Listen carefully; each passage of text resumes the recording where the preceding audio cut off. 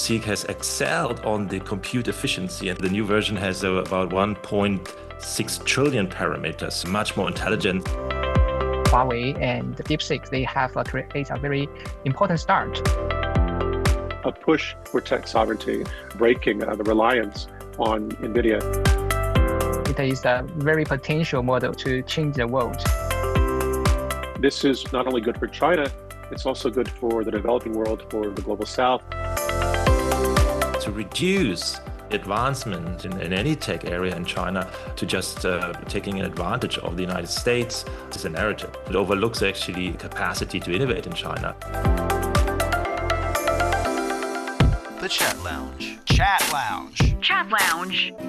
The Chat Lounge unpacks views and opinions on hot issues in a more casual way. China's DeepSeek AI startup has unveiled its latest model, reportedly at just a fraction of the cost of comparable U.S. systems. Could that price edge help it win over users? Reports say the launch was delayed to align with Chinese-made chips, marking a shift toward domestic hardware. Is that trade-off worth it? And after a stark warning from Nvidia CEO and fresh pressure from Washington, what does this moment mean for DeepSeek's global presence? Welcome to the Chat Lounge. I'm Tuyuan, joining me for a chat on what DeepSeek V4 signals for the global AI race beyond computing. Thorsten Jelinek, a research fellow at the Hertie School Center for Digital Governance, Berlin, Germany.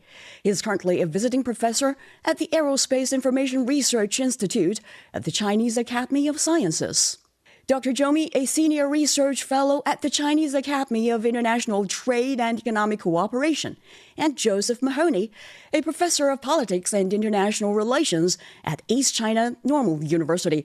Welcome to the show, gentlemen. So let's first begin with the timing. Well, it's been roughly 15 or 16 months since DeepSeek released V3, and in an industry where updates can come in weeks or days, has this gap been unusually long? Thorsten, it's your first time on the show. Shall we begin with you? Oh, it's a great pleasure to be on your show. Thank you. And good morning from Berlin. Good afternoon your side. I think the timing is always an issue. It's not just for DeepSeek. It's for all frontier model providers. You can't really predict the exact timing, especially when you train so many more of those parameters. These are the numerical values to reduce errors when you predict the outcome. And this has the new version has about 1.6 trillion parameters, so much more intelligence. I think that's predictable. Of course, there are some other issues. And the other issue is that, and I think we speak later about that DeepSeek basically trains on two architectures, right? One is this new Huawei Ascend, and the other one is still on the GPU world. So I think that also needs some more R&D efforts, etc. I think this would maybe explain the delay. But overall, I think it's more technically, even if you have more compute, more data to train, it is exponentially less intelligence you get out of this training. So I think that causes some of the delays. As you mentioned, it's a delay to better adapt to this Huawei's Ascend chips. Is it common in AI development for software to wait on hardware? And more importantly, is this trade-off worth it? Thorsten? I think so. The community is not so excited anymore. There's a new model coming. It's a little bit more performing. I think these days we look at more the agentic side, right? And this is what you referred before. We see much more innovation coming out there, more quicker, and it's even programmed by the system itself.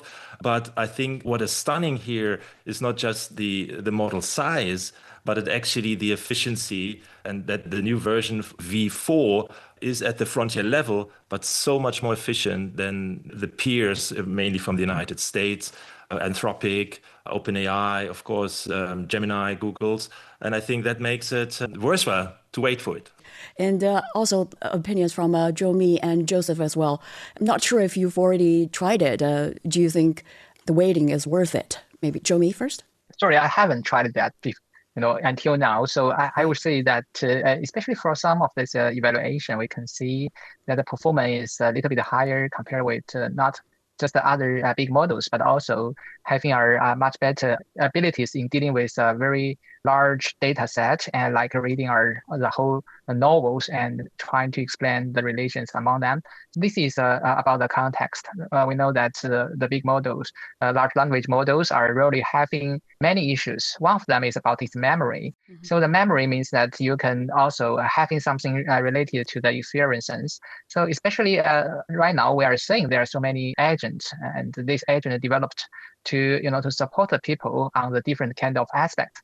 If they have the memory, I would say that is very important for them to do more to not just imitate some person's experiences and ways of doing businesses, but also trying to give him more adaptable support on different kind of issues. As DeepSeek is one of a very important open source big models, I would say that is really very necessary for the world to look at whether it can improve its ability. So as you just mentioned, that in the past months, we haven't seen quite a lot of update for this large language model. But during those times, we are seeing many of these large language models just updated their version. So I mean that if I am the operator or the companies who owned the DeepSeek, I may have to look at the competition. And if we are not able to give some very special or outstanding performance, it's unnecessary for us to just publish this new version.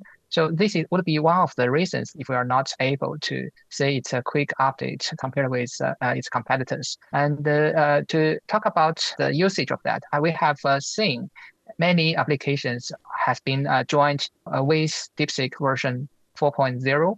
I think that would be one very important evidence for us to look at the abilities of this model, and we can also do more by the testing or trying to learn from its new characteristics by using that in the different ways, maybe in the future. Right, and we'll dive deeper into its new capabilities later on. But Joseph, your take here.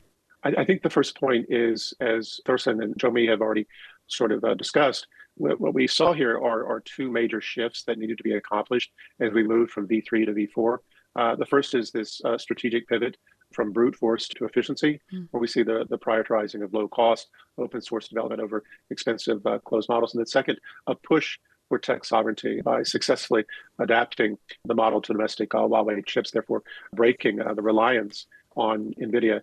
Now, the question of whether or not it's common to see AI waiting for hardware developments, maybe not so much in the AI development, although that's not quite clear, right. But it is more common in software development to see software development outpacing hardware capabilities. We can look at the example of our data.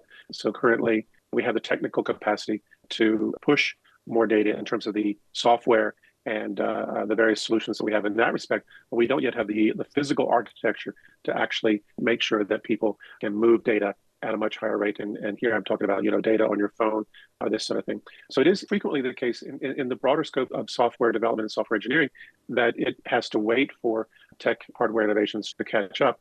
Now, I think in terms of whether or not this delay was worth it, it's absolutely worth it in the sense that it does, it was effectively a short-term delay, but what it really provides is long-term strategic autonomy. And so by optimizing domestic chips, DeepSeek gains supply chain security and independence from U.S. sanctions. And this trade-off, of course, prioritizes resilience over speed, but at the same time, it fundamentally reshapes the global AI race towards decentralized multi-platform innovation. And this is not only good for China, it's also good for the developing world, for the global South, which will be interested in that sort of resiliency as well as lower price points. Right. Since some of you mentioned Nvidia, and it's just about a week before V4's release, Nvidia CEO Jensen Huang warned that, quote, "The day that DeepSeek comes out on Huawei first, that's a horrible outcome for our nation," unquote.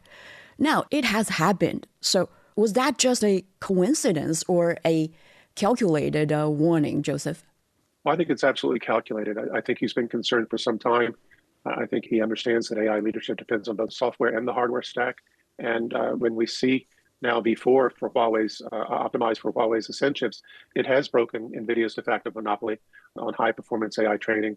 And at the same time, I think it's clear his statement was strategic. I think he's really trying to rally U.S. policy attention and industrial action around protecting Nvidia's dominant position. And of course, at the same time, we know that DeepSeek did not accidentally land on Huawei. And we know the delay was explicit, a deliberate, again, pivot to secure the long-term sovereignty and escape U.S. export controls. But I think what has really been proven is that DeepSeek has signaled a fragmented future. And Wang warned that losing that platform lock would be horrible for U.S. competitiveness. I think that's sort of a misstatement. I think it's horrible for U.S. monopoly. Right. But the fact of the matter is the outcome is now real, exactly as he anticipated. Then, Thorsten, from a technical perspective, could the outcome Jensen Huang feared actually materialize? I think the fear is not only that now the consumers basically can use alternative chipsets, right? So the Huawei Ascend, but it's also the programming language around that chip, which is called CUDA in the case of Nvidia, which kind of is a proprietary software. And is used basically also to optimize the performance of those chips. So to really go to the kernel of those chips, the hardware. And here we see this hardware dependency of those models to perform very well and very efficient. And here Huawei has launched its own open source software. So it's not proprietary, but offers it at open source. And I think this is also to break through that monopoly, right? So and I think that is very concerning for Nvidia, or let's say for the consumer, it's good because it increases the competition, reduces the price, because those chips are pretty expensive as well. And as Mahoney said, especially in the global south, it becomes affordable because it's not just the open source or the open weight model. You can download the DeepSeek. You still need to pay for operating it, right? And if these chips and if this is offered at a still high price, you still pay a lot of money if you do use those agents, etc. But here, I think we see also further a better economy of using those tokens, of using those models in the longer run. Then on the Chinese side, Zhou Mi, to what extent do you think U.S. export controls and tech restrictions actually pushed DeepSeek toward this path? Well, when I was in the college, one of my majors is computers. All right. So computer science, we have studied many courses and trying to have some translations to make the computer understand what we really want to have from them. So that is really complicated. So when we're talking about the language, like Thorsten has just mentioned, the CUDA, it is widespread in the chips world, and it's not so many people really regarding it as so valuable. But in the recent years, especially the NPU, when it came into the force and becoming very important and necessary for the ecosystem. So no countries, no other suppliers are really able to deal with that. Even when now we are seeing some other companies are trying to do something else. They want to create their own languages, but till now, there's nothing in the progress. So I think that this time for Huawei and also for DeepSeek, they have created a very important start. This start cannot be possible without the export control from the United States in some degree. If the United States didn't push that, Huawei to not use its technology, I think that Huawei never has the passion, has the effort or the money to deal with that. So it is kind of, we have to have this choice to be met, have the demands to be met, and in which way.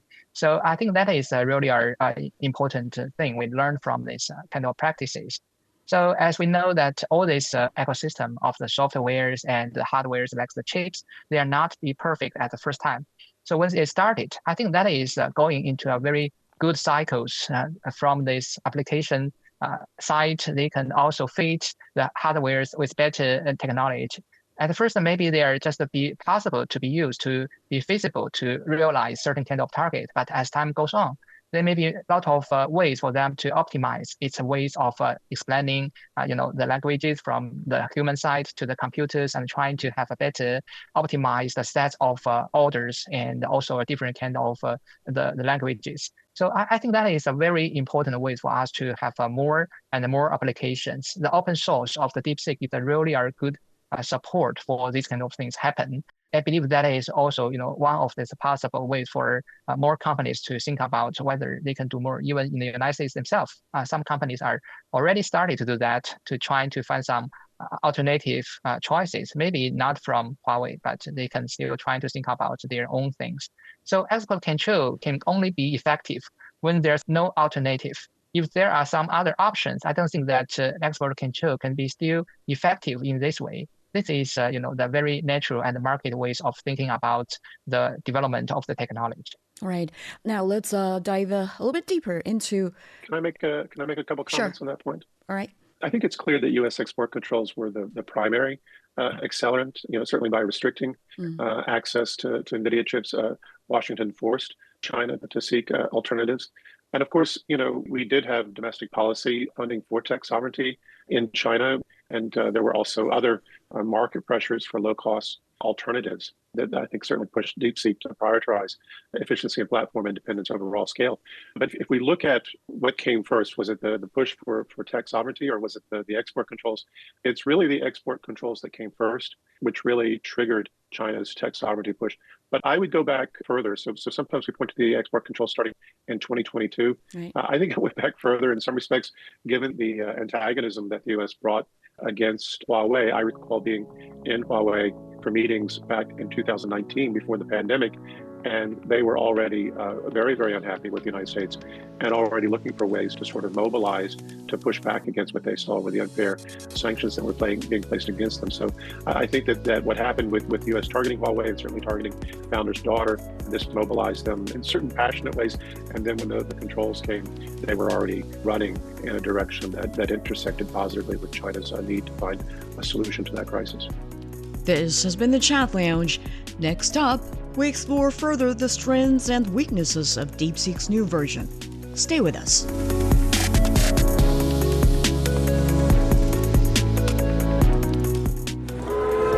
I was born on the 17th of November.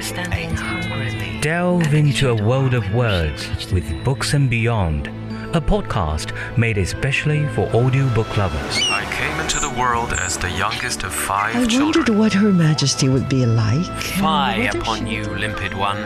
Why have you taken... Immerse yourself in gripping stories and timeless classics from the comfort of your own personal space. Sun Tzu underlined 3 points on the context game There was initiative. no better wine, and not to mention the... Whether you're a bookworm or a casual listener, our carefully curated selection of audiobooks will transport you to new worlds and stir your imagination. Subscribe to Books and Beyond and start your audiobook adventure now on radio.cgtn.com or your favorite podcast app. Welcome back to the Chat Lounge. We continue with our chat on what DeepSeek's new version means for the global AI race beyond computing. Now we turn to the strengths and weaknesses of V4. What exactly is V4? I tried to ask V4 to help me arrange some trip or purchase some ticket, but it told me that because of its incapability of having access to my account, it could barely do that. All he can do is actually outline some airline or flight numbers. So I'm not sure what the new capabilities of V4 truly are. I think some of you already touched upon that, but Thorsten, as a tech expert, can you give us some specific examples? What are the standout strengths of DeepSeek's new model? Especially when compared to V3 or other global competitors. I think, no offense, I think you have a little bit compared apples and oranges because it's still an LLM, it's still a frontier model, and it's not an agent itself, right? So those models like Anthropic's Claude Code or OpenAI's Codex, etc., they are mainly trained on, let's say, behavioral traces, so they become more agentic. That's true, like to program, etc. But those are no agents themselves, right? So the agent, this is actually still a designed, engineered scaffolding around those models. So if you're asked to book a flight, it will not happen. But if you actually, and you can do that without any programming skills, set up your own agent structure at your desktop computer or laptop, and it will eventually do that. So and it's pretty addictive to do that. And I'm sure I haven't tried version 4 myself, but as it is in the benchmark of the other models, I think it will perform pretty well. So I think this is generally the advantages. And this is maybe not just an advantage of the new model, because from the performance, it's at the same level, more or less like the others, maybe a little bit less in some respect and some others more from the intelligence.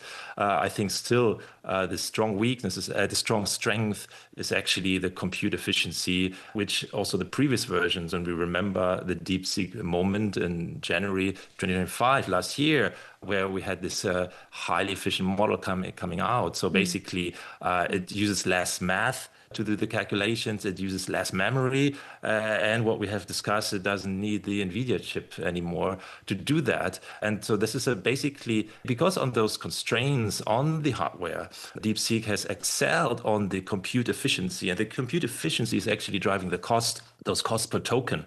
And if I can get those costs per token down even further, that's just beneficial for the broad community using that model. I think this combination makes DeepSeek a strength compared to other models. And if my memory serves me correctly, its cost, I think it's 97% less than OpenAI products. So at such a low cost, is it sustainable or can it last?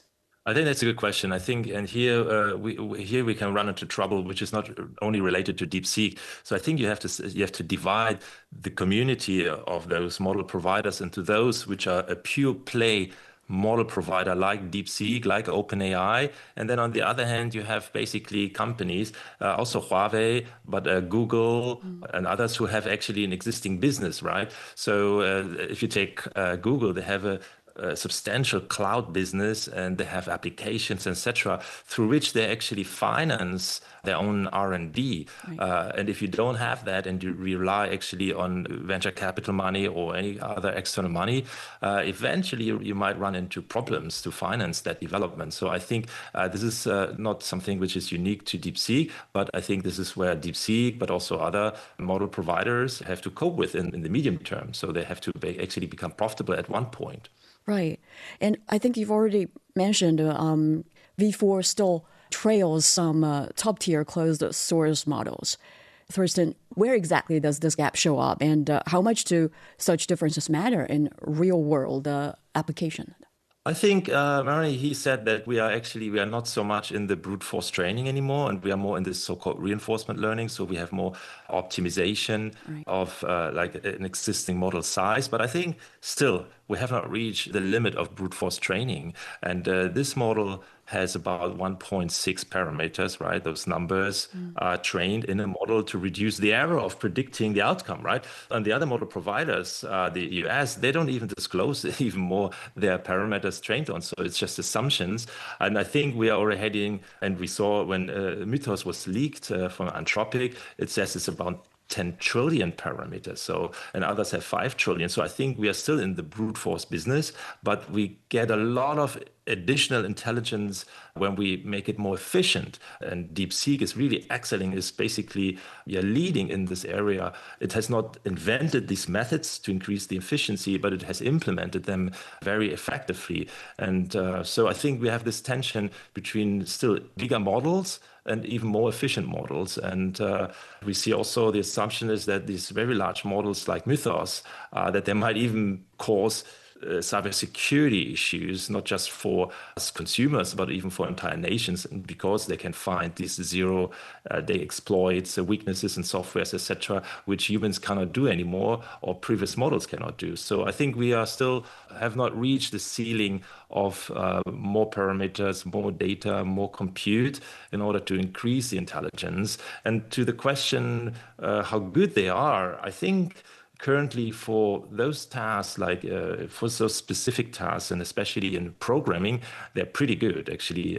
And setting up your agents and that the agent accomplish some tasks. If those tasks are very linear, and if you can measure the output of those tasks, they excel very good. If those tasks are very difficult to measure, so if you write a novel, if you have this kind of, let's say, vagueness in what you're doing, of course, those models are also not that strong. I'm curious why it's DeepSeek, why it's a Chinese company that can come out and do this at very low cost. Is low cost a very Chinese thing? Have you thought about that? I think one, I fully agree.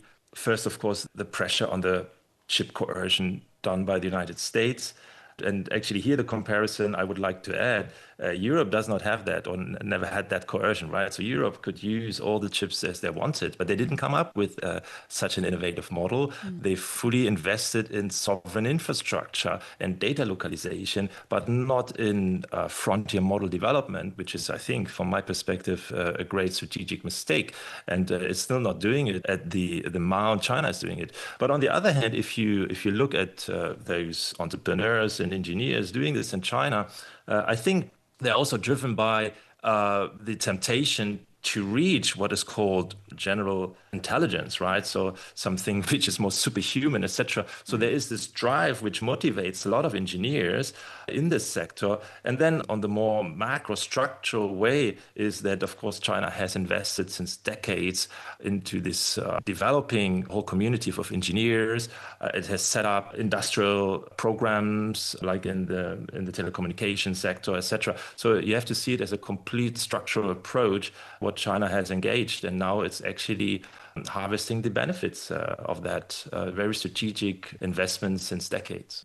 Right. Zhou Mi, since you said one of your majors is computer science, so if you had to sum it up in one sentence, is V4 a more powerful model, a cheaper model, or a different kind of a model altogether? Just use one sentence. I think that it have both of these characteristics, but I would use another word, another adjective word. I would use the potential. It is a very potential model to change the world. So the reason is that it's not just a chip. I think chip is just one characteristic of that, because they are almost performing the similar results compared with ChatGPT at the beginning, as a so-called DeepSeek time. So the potential means that people are able to use this language model to deal with the different kind of issues, and that is based on the open source. So these kind of practices will also inject more energy to DeepSeek on its revolution. So this is not just a word we can use for the chip or just our good. I think it's so many things to change. When we're talking about the question you have just asked about the profitability, I mean, maybe the company of DeepSeek is not the same as OpenAI because they have different purposes. OpenAI at first is trying to be a non-profit company, but they changed their targets. I think that that also has brought so many changes about its board, about control, the artificial intelligence ethnic, or some kind of alignments with the people's ethnic. I think it's really a problem, as we can also find that in the United States sometimes, or right now, we're seeing many AI companies are involved in the military applications for the Department of Defense. I think these are not just what are really good for human as a whole. So I hope that the development of DeepSeek is not just like that. Maybe we do need to keep it profitable, but maybe not just to pursue the profitability. At the beginning, when ChatGPT and some of these large language models have been operated, some people has already used that to trying to do some speculation in the stock market and trying to earn some extra money by doing that. If all these companies are doing the similar things, I think this competition will be changed into quite another track of competition. Maybe at that time, the market order will be distorted. So I agree that we should try to keep it in the administration and try to keep it a good support. And in this regard, I will say the potential is a word I would want to use for DeepSeek, but I think the potential is not just from the protectability. Right, and then let's take a look at the bigger picture. What does V4 mean? Almost on the same day V4 launched, the U.S. State Department reportedly instructed diplomats worldwide to raise concerns about Chinese AI firms, including DeepSeek, accusing them of stealing American AI models to steal intellectual property. So, Joseph, how would you assess such a move? Well, before I do that, I noticed something you said earlier, and I don't know if it was a slip of the tongue or or just the way you imagine it, but I think you referred to DeepSeek as a he, and as a what? And maybe as a he. You gave it a male pronoun. Right. It should be slip of a tongue. Yeah, go ahead. And so I find that amusing because I think a lot of people do personify their engagement. Right. They do anthropomorphize their engagement with AI. And I think, because I'm older than you, I tend to imagine the voice of Hal from 2001: A Space Odyssey. I'm a little more suspicious of the whole thing, sort of a monotone computer voice. But nevertheless, to back up to the previous question about what are the differences between the V4 versus what we might see with some of the Western models, you asked the question, is this really about cost? And I think this is a little bit of an analogy. It'll break down, we'll see. But nevertheless, you can imagine going out, let's say you're a rich person and you have a lot of money. You can buy a Ferrari, or you can buy a Porsche, right, or you can buy something less than a Porsche. You can buy a Tesla. Teslas will outperform Porsches in certain categories. So it's not so much about having a significantly less capable AI, although we do see that currently that V4 has some weaknesses, maybe only 90% of the capacity by some estimates in terms of sort of complex legal document assessments or medical assessments that are considered sort of high stakes, but really no difference for like routine enterprise tasks, chatbots, data extraction, and so forth and so on. So, I think in this case, a lot of businesses believe that they can accept the significant cost savings because they won't be affected by performance. If you go out and you're going to go shopping and you drive your Ferrari, you still can't drive 200 kilometers an hour or whatever it is that a Ferrari can do. You can't really run that speed anyway to the grocery store. And that's a very American thing. In China, we don't run to the grocery store. We call Waimai.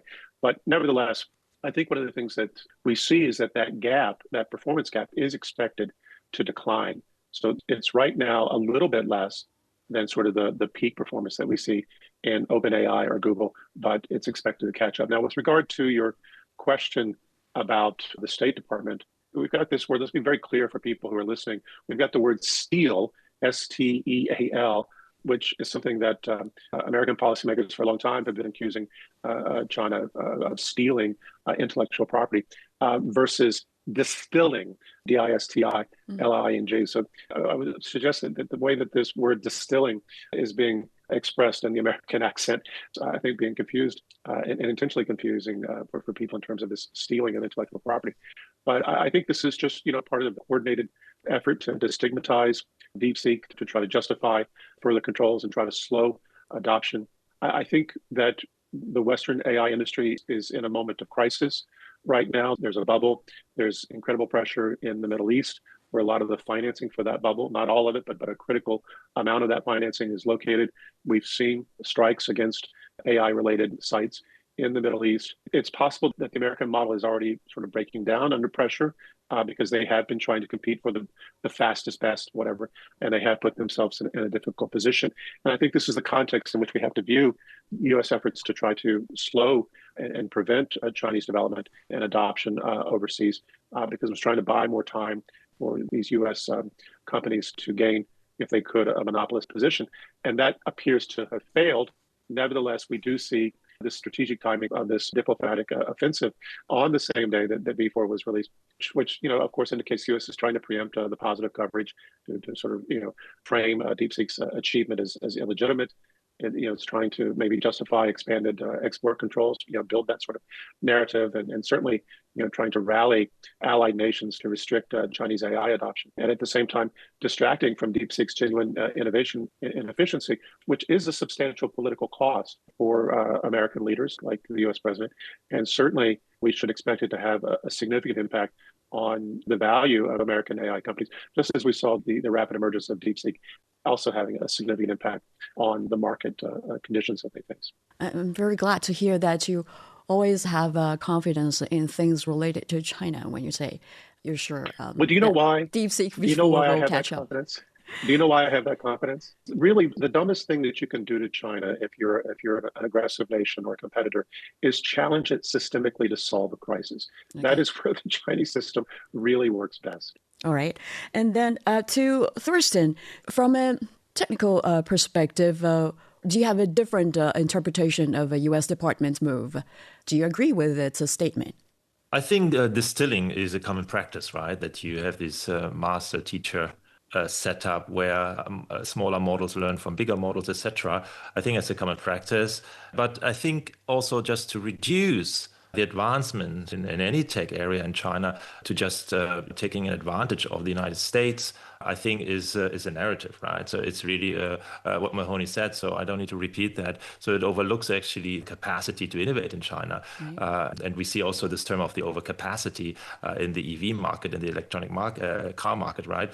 Certainly there is an overcapacity in terms of so many brands, but to reduce it to that is also not to see, the competition in China and the cutthroat competition sometimes, and the innovative energy which comes out of that. So, and actually we should not reduce now the AI market in China to DeepSeek, right? You have this Qwen, you have Minimax, you have other models.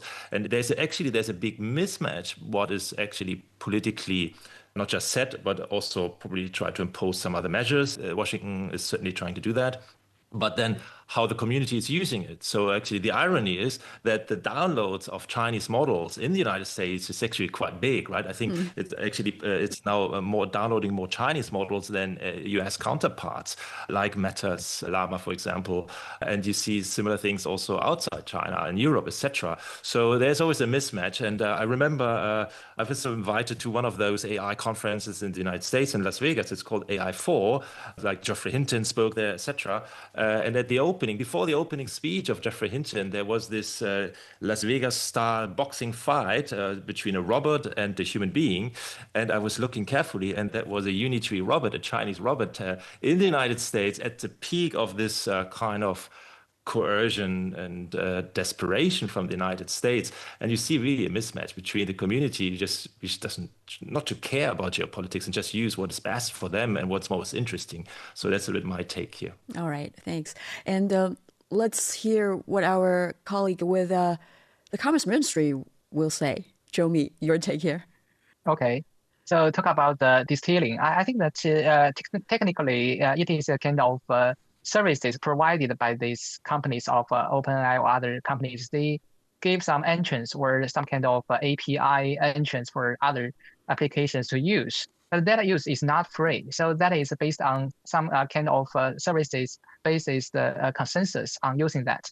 If this company say nothing about this performance, I would say that is based certainly or normally on the commercial uses.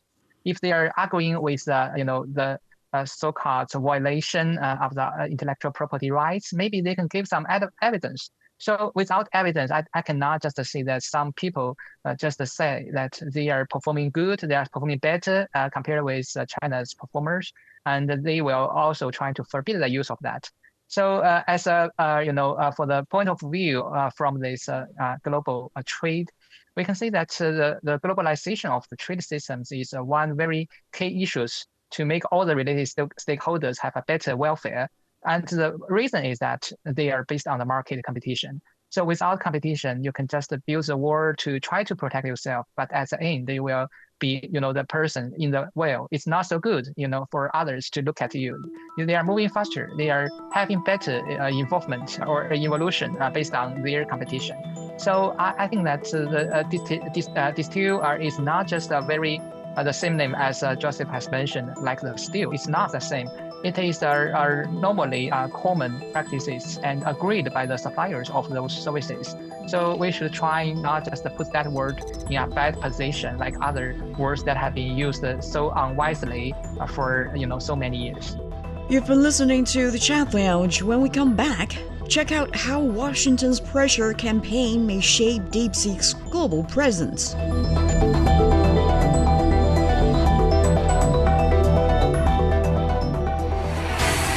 Sideline Story brings you all things sports related. The hottest topics, latest events, juiciest stories, all with a very personal take. Subscribe to Sideline Story Podcast for heated sports discussions covering events that are happening in China and around the world. Welcome back to the Chat Lounge. We continue our chat on DeepSeek releasing new AI model. I think you all agree that it's kind of politicized, but such kind of a narrative would affect, the prospect or even the utilization of DeepSeek V4, right? So, Thorsten, how would you expect this narrative pressure campaign to shape DeepSeek's global trajectory?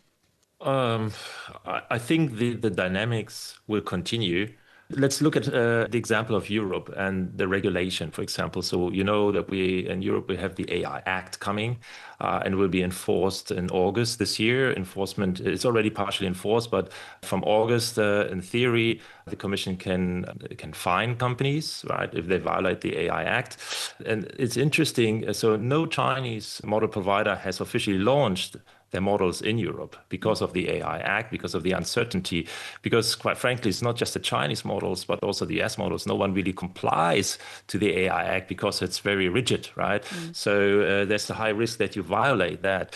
And I think this is the pressure this industry has to cope with. And I think it makes it more innovative. But on the other hand, it's a big issue for Europe, and it will be a big issue for the United States if it implies some regulation and basically blocks the market, right? So it reduces the competition, reduces the access, because companies might not use certain models because they don't want to carry the liability of using those models commercially, right, to bring them out. You can use those models in Europe. Of course, you can download them, but to use them commercially to produce products, I think that's a different question. So you might not want to do it if those model providers don't comply to the law or set up their offices in Europe, etc. So I think there will be ongoing pressure on that. But of course, this kind of narrative from the United States, this is not really about security. Cybersecurity, protecting the users. It's not about privacy. I think it's just to protect the market, right? And to slow down, as we know, the development of China. This is what's happening, but it is counterproductive. We see it in the 5G. So China is leading here. And now I think China is almost at the same level on the AI side like the United States. And I think it will even accelerate that. So it's counterproductive. Right. Then does it mean DeepSeek is more likely to gain ground in emerging markets? I think some of you mentioned it'll benefit the global south, rather than in America or Europe. It has been used in the United States, right?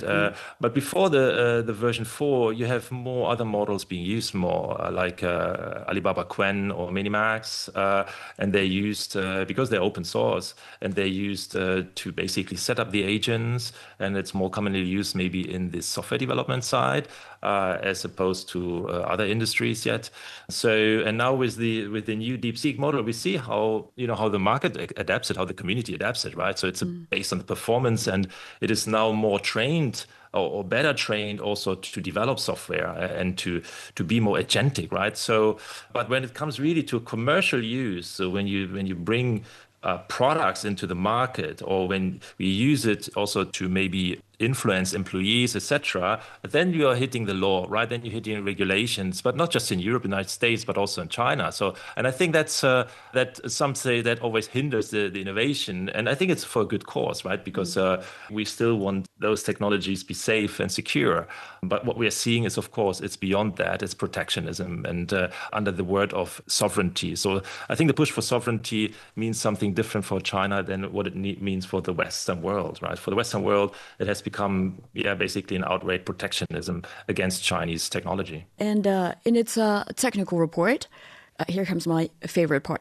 DeepSeek quotes the ancient Chinese philosopher Xunzi, not lured by praise, not deterred by slander. Simply follow the true path and remain upright. So, Joseph, what message do you think the company is trying to send with this reference? Well, I think this is very clear. I think they anticipated, of course, the slander or the attacks of the U.S. We may see something coming from some of the leading firms.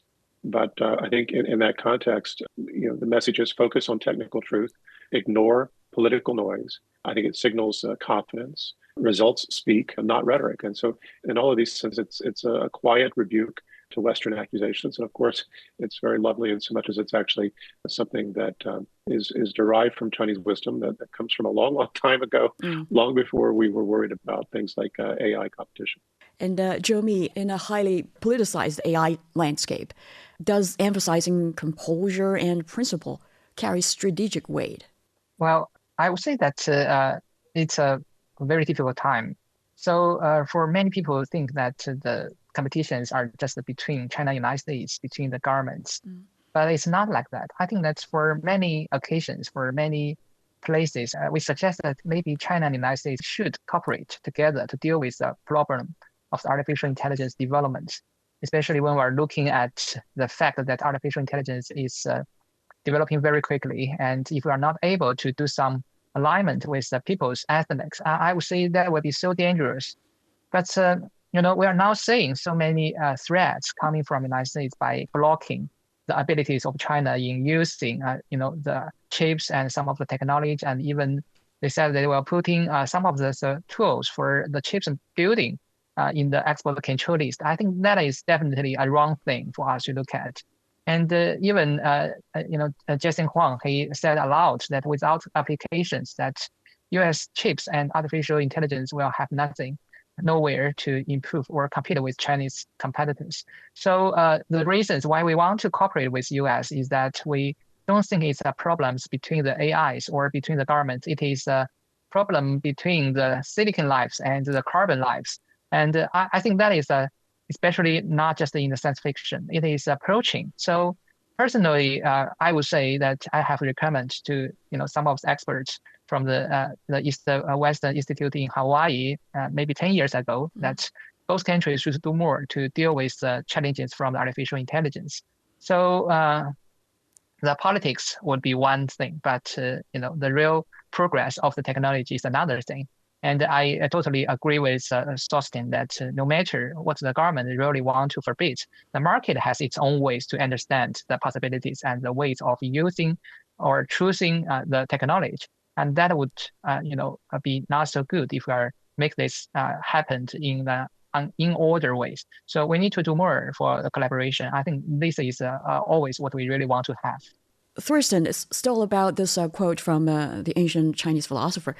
Do you think blending classical philosophy with cutting-edge technology actually create a distinct identity for DeepSeek, or is it just symbolic from your perspective? I think this AI revolution has brought back many disciplines, and one of which is philosophy and Western philosophy, of course, but also Chinese literature philosophy, because the AI seems to target the direct what makes us maybe human, which is the mind, maybe, right? So that was the traditional view of looking at those things.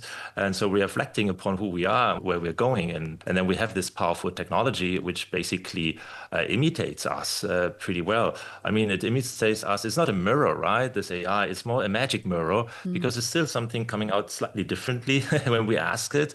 So it's kind of a distributed subject, if you wish, what we're dealing with. And so I fully agree that this requires our collaboration and not just outweigh competition, because we might not be able to deal with it within a country, but we need to deal it on this multilateral way. So I think the United States maybe has called multilateralism as dead, but I think it's still very much alive and needed to deal with those things. I remember we had the first AI governance ethics workshops in 2018-19 in Beijing. And at that, I was privileged also to be part of it. And I said, China has so much wisdom itself. It can use that wisdom in order to how do we deal with that technology, right? And it's not just how to deal with being coerced by the United States. That's a big issue. But actually, it's, as Dr. Zhao said, that we have to deal with that technology. That's, I think, even more profound.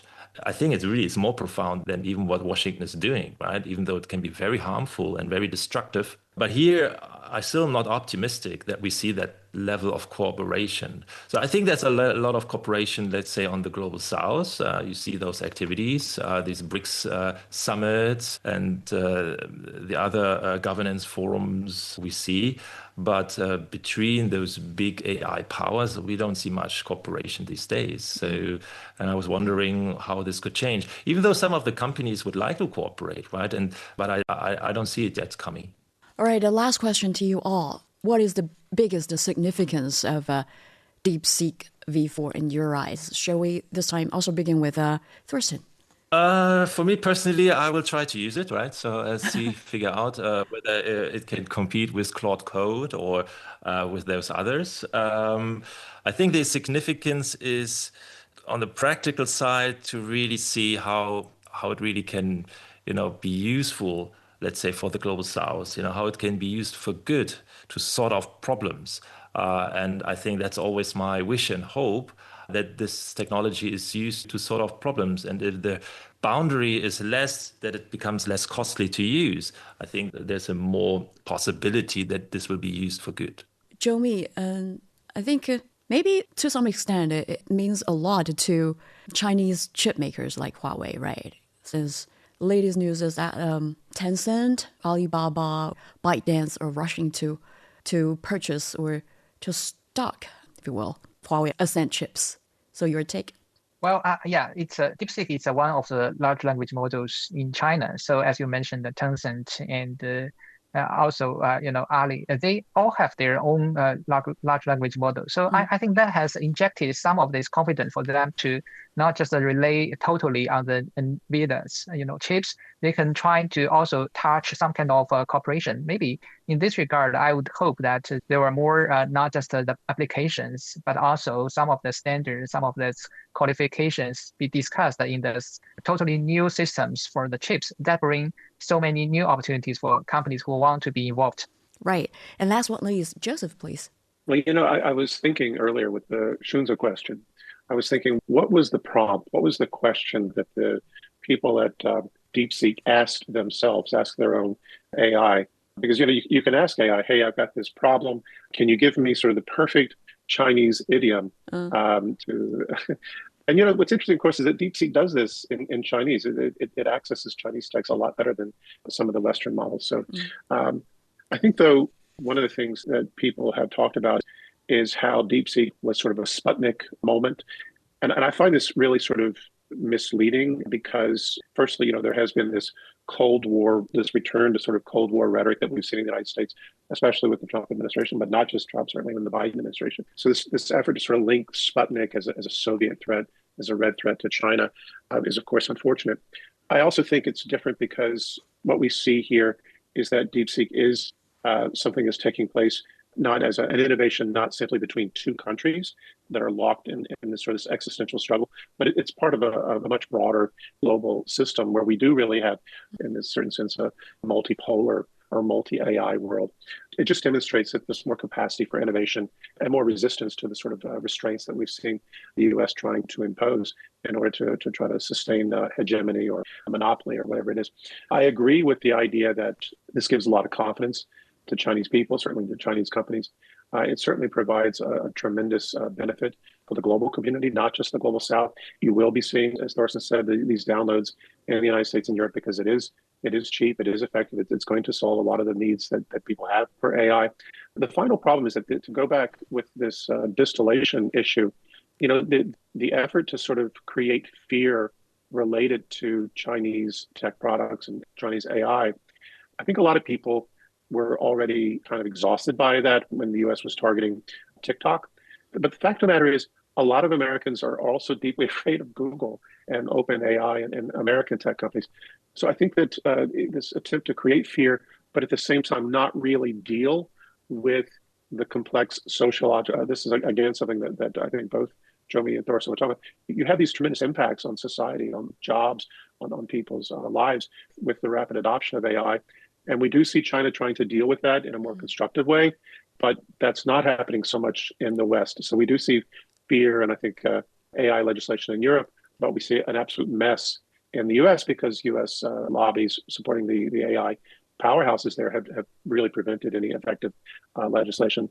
So by actually adding cheap Chinese AI into the American mix, what you see is I don't think people being fearful specifically of Chinese AI, but just the disruptive aspects that AI overall, that will be magnified to some extent. So I think it will pressure the US to be more responsible towards AI generally, although I think it'll still try to demonize Chinese AI. And the rest of the world will have to sort of, I think, come together and we'll have to see more cooperation on how to regulate and how to manage to ensure that we don't have these disruptions spiraling. And let's not forget, Q Day is just around the corner in the next 3 years or so. So this is not the last big paradigm shift in terms of technological innovation. So summarize that in one sentence, the biggest significance. I think the biggest significance is that this development creates pressure that drives faster, cheaper, and more distributed progress, ultimately benefiting the entire global community, but also pushing people to be more responsible about it and to work better together to ensure that disruptions aren't destabilizing on a global scale. Fair enough. And on that note, we wrap up our chat for this session. Many thanks to Josef Mahoney from East China Normal University, Dr. Zhou Mi from the Chinese Academy of International Trade and Economic Cooperation, and Thorsten Jelinek from the Hertie School Center for Digital Governance for your time and insights. We'd love to know what you think about this, and drop us a line anytime at radio@cgtn.com. I'm Tung Yun. Join us for more Chat at the Chat Lounge next week. Goodbye.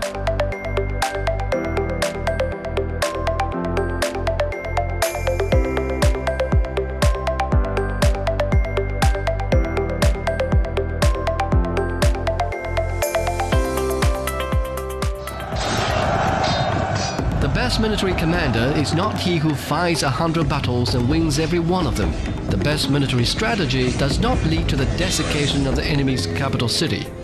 Decoding the Art of War will help you understand why there's no art in war and how Sun Tzu stayed undefeatable using the science of war, with fun stories and insightful breakdown of famous battles. Find Decoding the Art of War wherever you listen.